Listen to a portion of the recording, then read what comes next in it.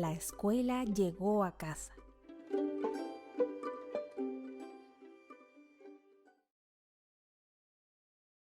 Hello everybody, welcome to my class.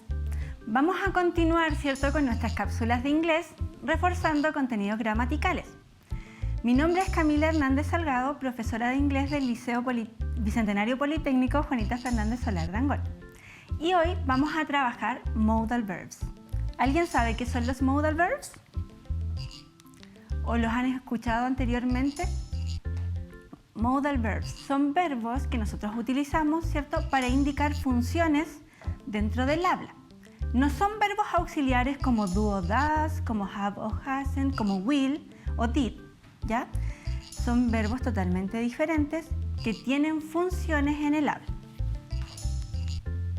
Vamos a comenzar con los verbos de habilidad, que indican habilidad en presente o pasado, como can or could. La estructura es bastante sencilla.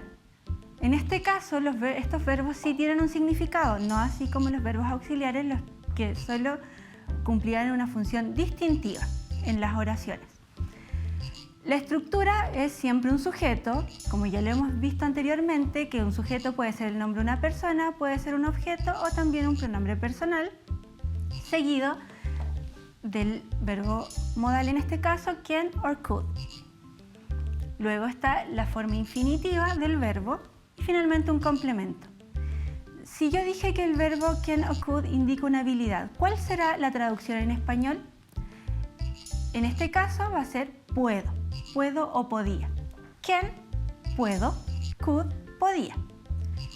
Tenemos acá dos ejemplos. Si ustedes se fijan en las imágenes, está describiendo una habilidad. Dice, Lara can climb mountains. Lara puede escalar montañas. Es una habilidad. Y luego tenemos acá una bandera que nos está indicando un idioma. Brian could speak fluent French when he was 5. Brian podía hablar francés fluido cuando él tenía 5 años. Ahora mi pregunta es, ¿cómo va a ser la oración negativa o interrogativa de este verbo modal? La voy a anotar acá al lado para que ustedes vayan tomando nota. En la forma negativa, vamos a seguir el mismo orden. Subject, que lo voy a acá representar con una S. El verbo can va a quedar como can't. Y could va a quedar como couldn't. Seguido, por supuesto, del verbo en su forma infinitiva, infinitive verb, más un complemento, plus complement. Un ejemplo sería, I can't speak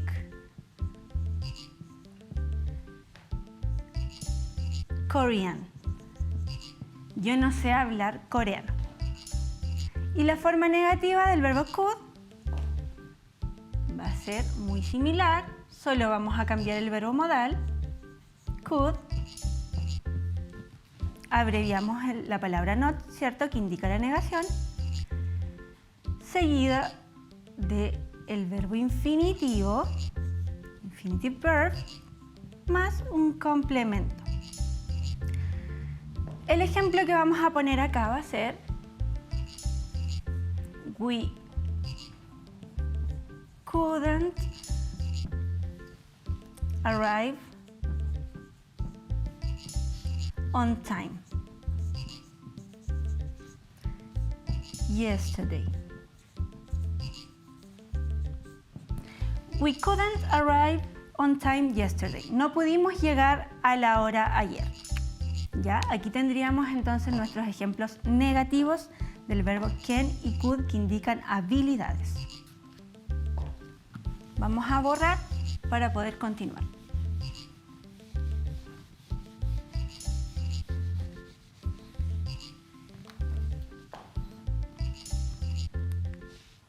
Ahora vamos a hablar de should y shouldn't. ¿Han escuchado o alguna vez han leído alguna oración con este verbo modal? Should significa debería.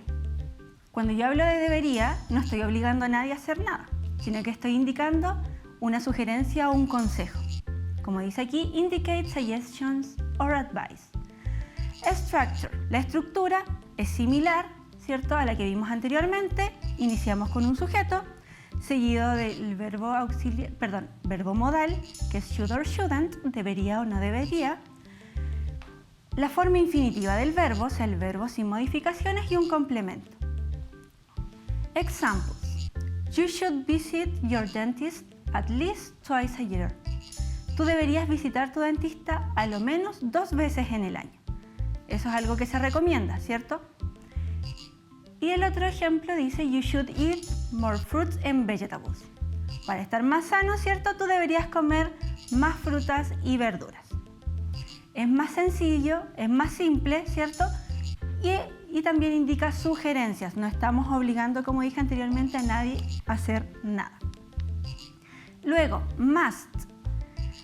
Must, tenemos que nosotros tener un poco de cuidado.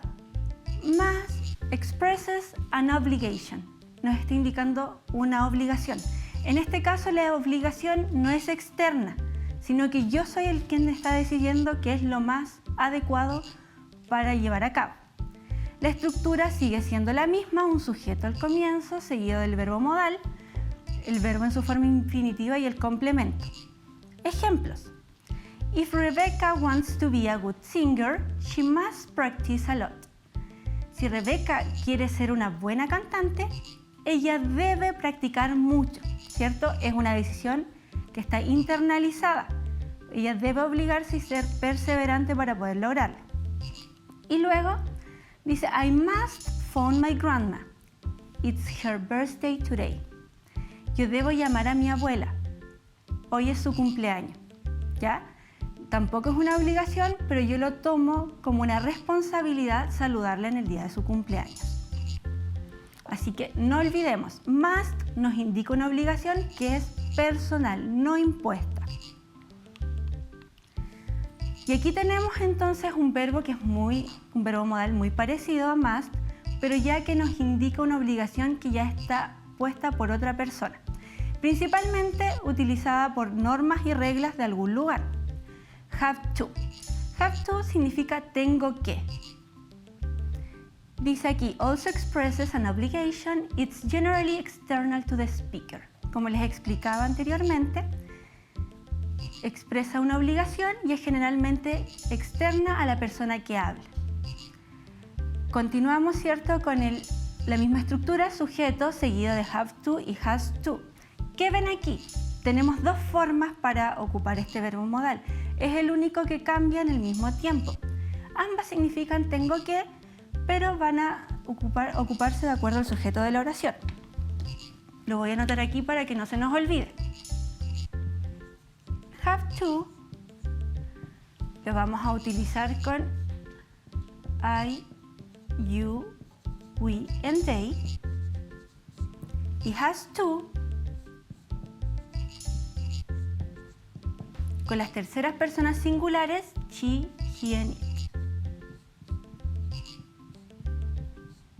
¿Ya? Que no se nos olvide esto, por favor. Siempre respetando las normas gramaticales del idioma en general. Have to, I, you, we, they. Has to, she, he and it. Y si volvemos acá a la estructura, seguido del verbo modal, mantenemos el verbo infinitivo y el complemento. Leamos los ejemplos.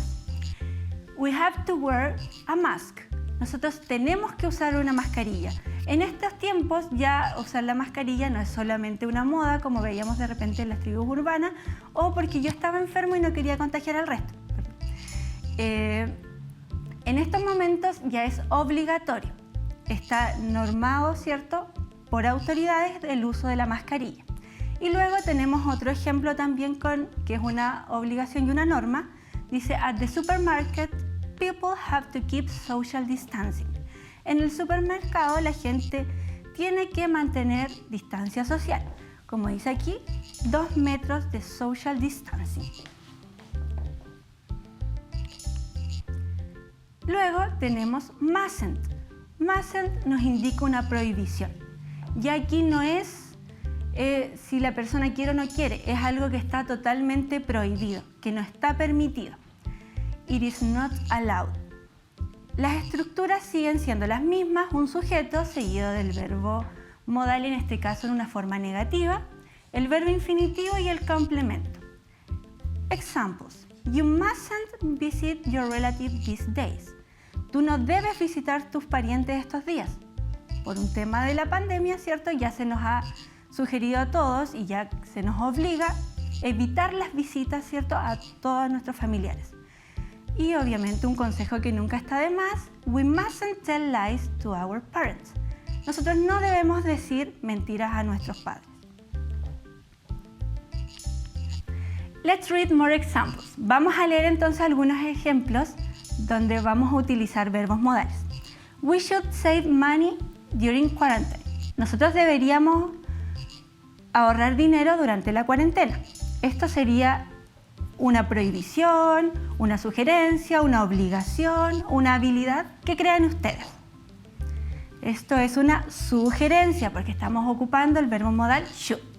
Muy bien. Denise could play the piano when she was younger. Si tenemos el verbo could, estamos hablando ¿de qué? De sugerencias, prohibiciones, habilidades. Muy bien, habilidades en pasado.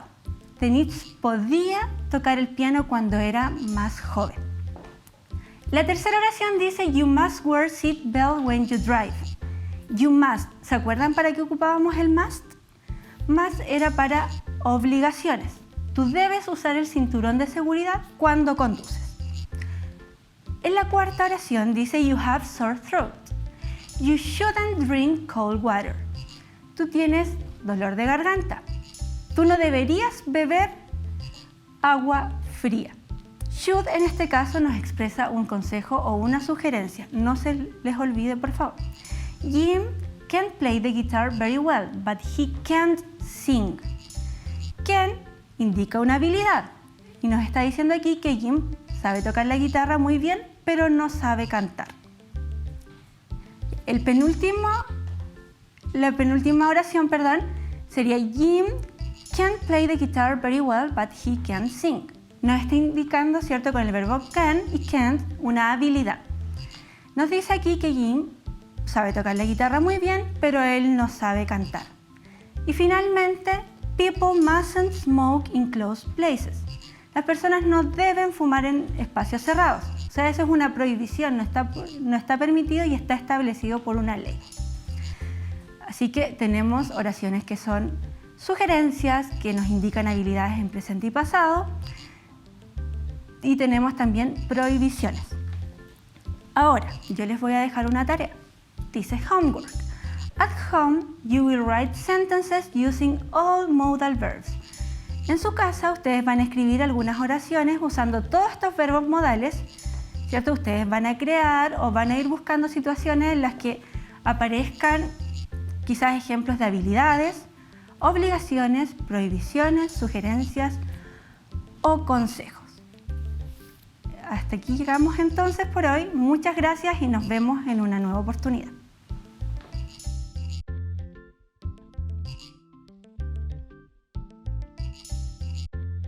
Hello everybody, welcome to my class. Hoy vamos a trabajar para cuarto año medio, ¿cierto? Aclarando, por supuesto, gramática. Mi nombre es Camila Hernández Salgado, profesora de inglés del Liceo Bicentenario Politécnico Juanita Fernández Solar de Angol. Vamos a comenzar, ¿cierto?, leyendo nuestro objetivo.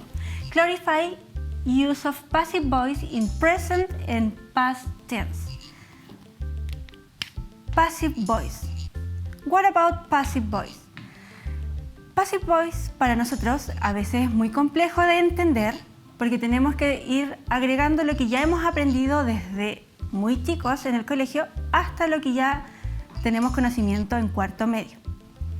Tenemos en inglés, ¿cierto?, dos tipos de oraciones, la forma activa y la forma pasiva. En este caso vamos a aprender y darle mayor realce a la forma pasiva.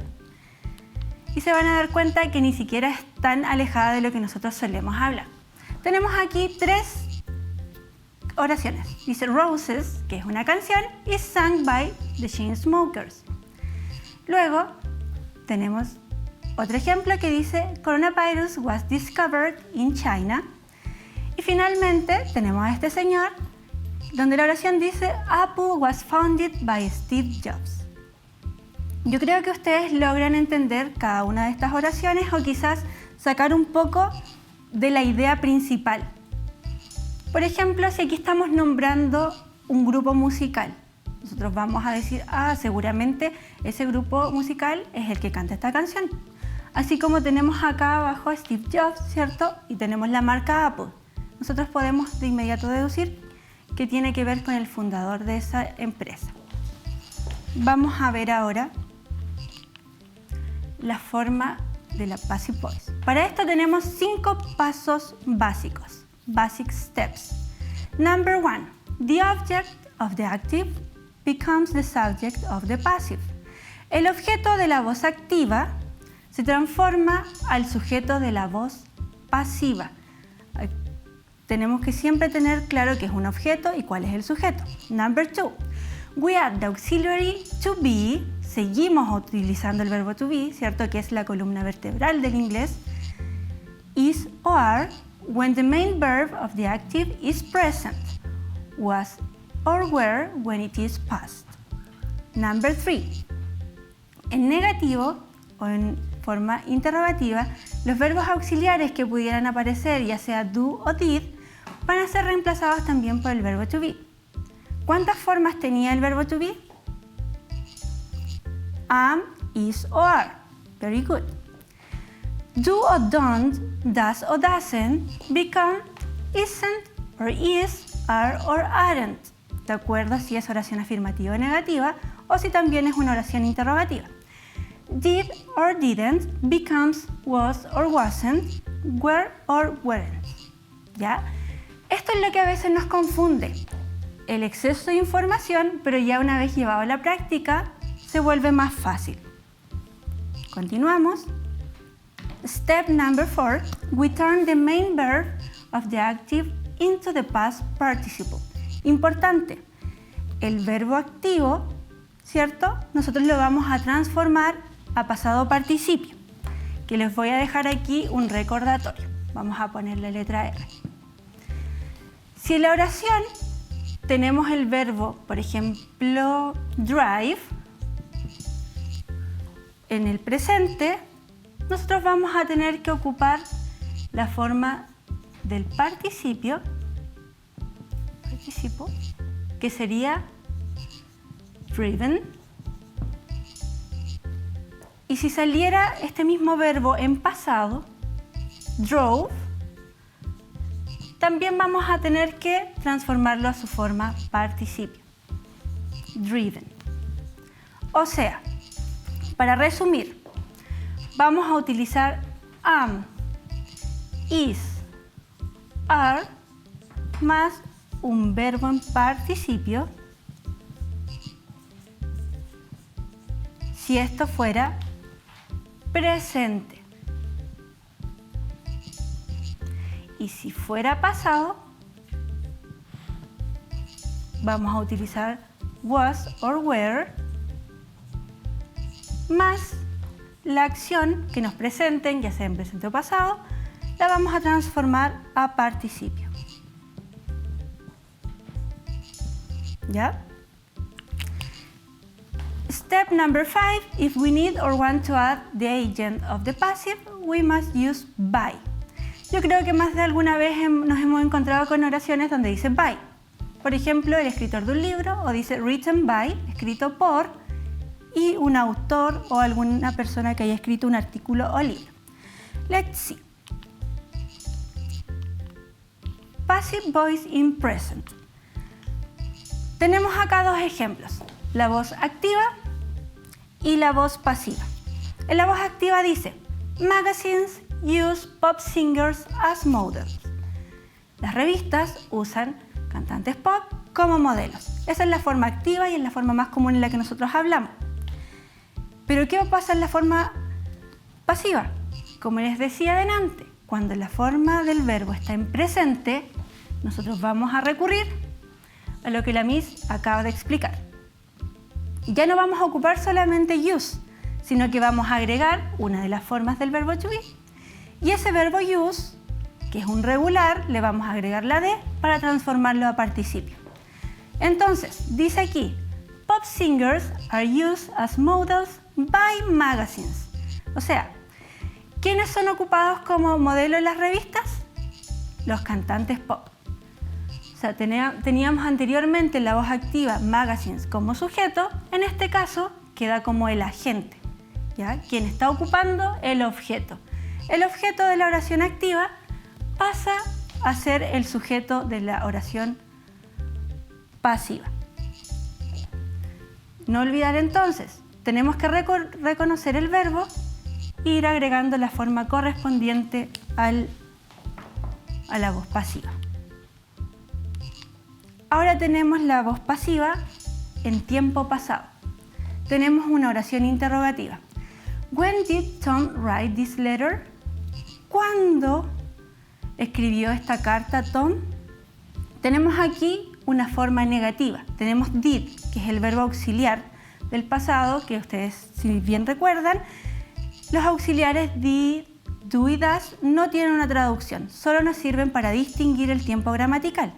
Pero nosotros, para la voz pasiva, nos va a servir para identificar que tenemos que agregar el verbo to be en pasado y obviamente la acción write la vamos a transformar a participio. Quedando de la siguiente manera. When was this letter written by Tom? ¿Cuándo fue escrita esta carta por Tom? Si ustedes se fijan, el by Tom, como él fue quien escribió la carta, queda como agente y lo ocupamos, ¿cierto?, luego de la palabra by.